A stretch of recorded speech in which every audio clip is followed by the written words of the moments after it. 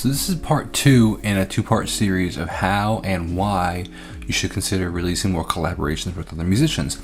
In the first video we talked about why you should consider it and the benefits of it, and a couple of the cons potentially, but the majority of the benefits of why, essentially weighing pros and cons. And today we're going to be speaking about how to actually go about it, the way I do it and the way I've done in the past, and released I think a majority, if not I'd say all in the past 5 years of my collaborations is through Distrokid. So I'm going to show you how I go through it through Distrokid. So this obviously first create an account with the Distrokid if you don't have the Distrokid.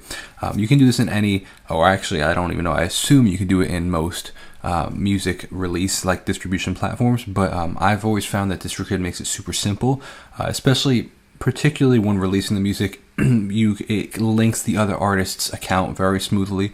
It searches for their account, and for the off chance that it gets it wrong, for example, I had released a song with an artist that doesn't have a Spotify account, or didn't at the time have a Spotify account, and she had the same name as an artist that did have a Spotify account. Obviously that's an issue. Very quickly I reached out to Distrokid, and they very quickly resolved it. So that being said, if there is ever an issue, which there shouldn't be, they resolved it really quickly.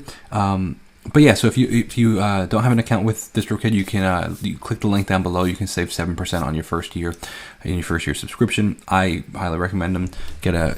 Keep 100% of your royalties, and release as much music as you want. So unlimited music, upload music. Let's do it. We're gonna show you how to actually walk through it. So I always click all these things. Actually, I don't click Roblox because I used to be part of ASCAP. I don't, to be honest with you, remember if I'm part of ASCAP anymore. So I usually keep that unlinked.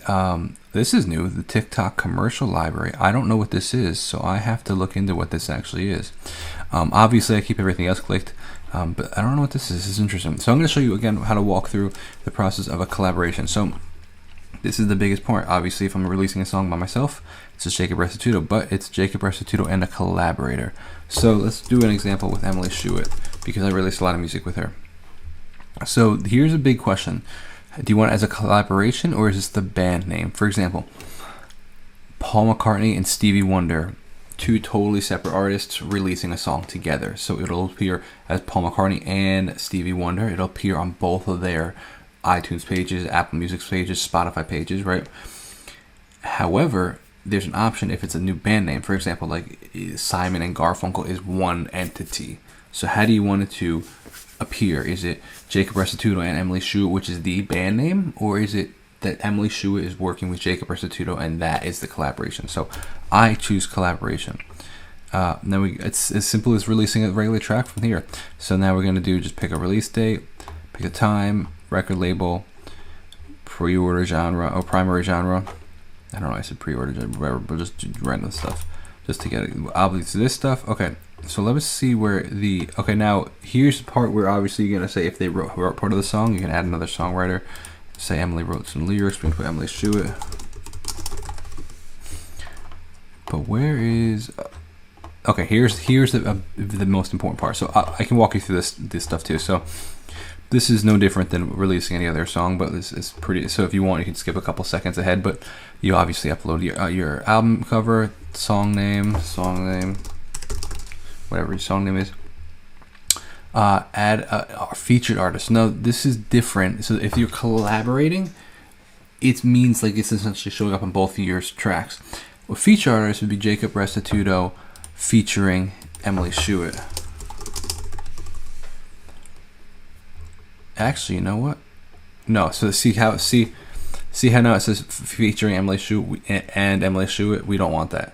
So either Jacob Restituto is featuring Emily Shuett and she's a feature on the track, or it's a collaboration and essentially Jacob Restituto and Emily Shuett are releasing this track. So how do you want it to look? Do you want it to be your song and Emily's just singing a verse, and you say, no, it's just Jacob Restituto and Emily Shuett is featured, so it's song name featuring Emily Shuett, or is it Emily and it's just Jacob Restituto's song, or is it Jacob Restituto and Emily Shuett releasing a song? I've done both, and it really depends on what you're looking to accomplish. I've collaborated, for example, with an artist named Brad Steele, and it shows up on both of our accounts.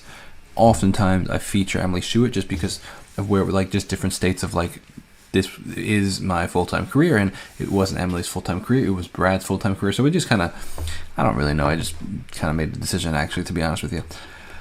You can choose how you want to format that. Then we go, obviously, uploading music.